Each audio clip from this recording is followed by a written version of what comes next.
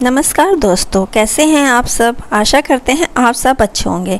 अगर आपने अब तक हमारे चैनल को सब्सक्राइब नहीं किया तो सब्सक्राइब कर लें। कॉलेज से निकलते ही हल्की हल्की बारिश शुरू हो गई। हम चारों सहेलियों को, रूपा, प्रिया, जिया और मैं, चुलबुली, बिल्कुल अपने नाम के अनुरूप चुलबुली, बारिश में भीगना बहुत अच्छा लगता था। छाता जानबूझकर हम लोग नहीं ले जाते हैं। हम सब चल दिए मस्ती में, ऑटो लिए और भागते भागते कब घर पहुंच गए पता ही नहीं चला। घर पहुंचते ही हॉल में ढेर सारे नए चेहरे को देखकर मेरा पैर जैसे चिपक गया हो धरती से, लेकिन पापा और मम्मी ने मुझे सहज महसूस कराया। वे बोले, बेटा आ जाओ कमरे में, अपने कमरे में जाकर जल्दी से बाल पोंछ लो वरना सर्दी लग जाएगी। मैं तो मन ही मन खुश हो रही थी कि मैं तो जानबूझकर भीगी हूँ। हाँ, कॉलेज छोड़ना मुझे बिल्कुल पसंद नहीं था। इसकी वजह हमारे साथ के कुछ साथी थे। वैसे भी समय पंख लगाकर उड़ता जा रहा है। ज़्यादा समय कहाँ है इस कॉलेज को छोड़ने में। 1 साल बीतेंगे और हमारा ग्रेजुएशन कंप्लीट हो जाएगा। फिर आगे की पढ़ाई, कोई कहीं चला जाएगा, कोई कहीं। हम चारों सहेलियाँ कितना मस्ती करते हैं इस कॉलेज में हम लोग ही जानते हैं। बिछड़ने का गम तो अभी से ही सता रहा है।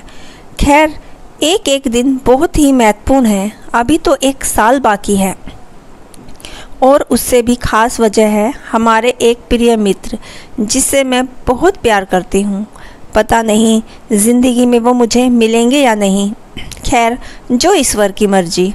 माँ ने आवाज़ दिया, जल्दी से तैयार हो जाओ, तुम्हें देखने लड़के वाले आए हैं। मैं तो जैसे डर सी गई। मैं दौड़कर सीधे रसोई घर पहुंची, मम्मी से लिपट गई। यह क्या किया आपने? मुझसे पूछा ही नहीं, कुछ जानना भी नहीं मैं क्या चाहती हूँ, आगे क्या करना है।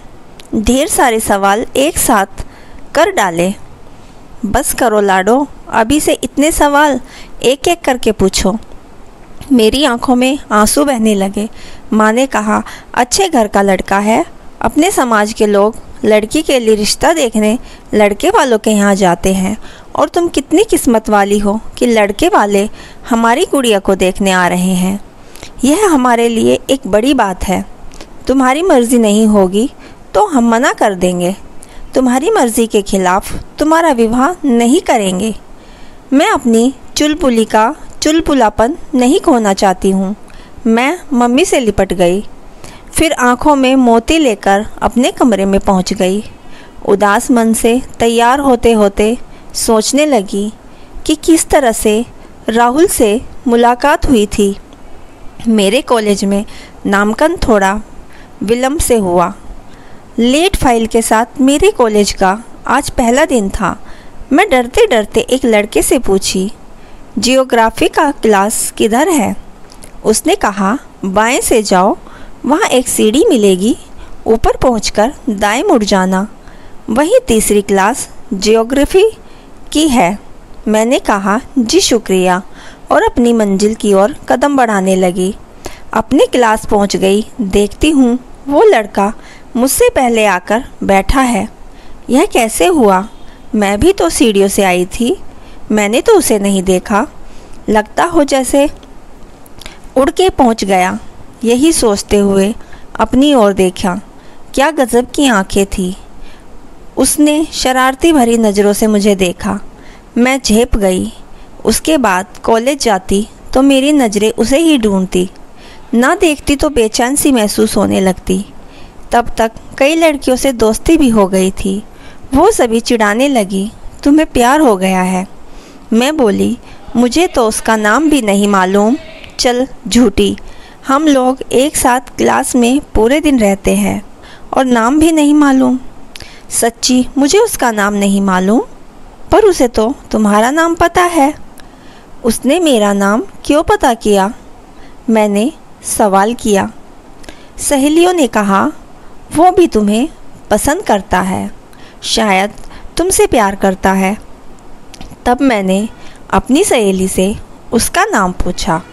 उसने कहा, राहुल। सहेलियों की बातों को सुनकर मेरे हृदय में जैसे प्रेम के पंख लग गए और मन राहुल संग विवाह के सपने देखने लगा। तभी माँ ने पुकारा, अरे बेटा तैयार हो गई क्या?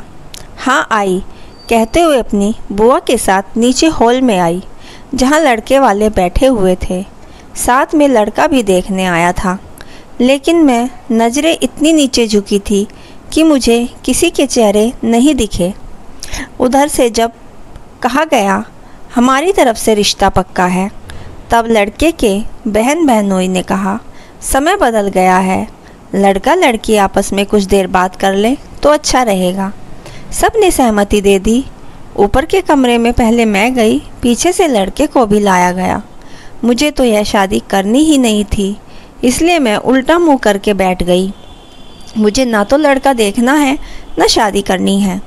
तभी कानों में एक जाना पहचाना आवाज़ सुनाई दिया, हमारे प्यार का पैगाम स्वीकार नहीं करोगी चुलबुली? मैं पलट गई, देखती हूँ सामने राहुल है। मैं झट से उसके गले लग गई। यह सब कैसे हुआ? बस कुछ मत पूछो। मैंने दीदी और जीजाजी को सारी बातें बताई, उन्होंने ही सारा कुछ सेटिंग कर दिया। ज़्यादा मत पूछो, बताओ राहुल के प्यार का पैगाम तुम्हें स्वीकार है? हाँ स्वीकार है। दोनों परिवार वालों की रजामंदी के बाद हमारा प्यार परवान चढ़ने लगा। दोस्तों, हमारी यह प्रेम कहानी आपको कैसी लगी हमें कमेंट बॉक्स में ज़रूर बताइए और हमारे चैनल को लाइक, शेयर और सब्सक्राइब करना ना भूलें। कहानी पूरी सुनने के लिए आपका दिल से धन्यवाद।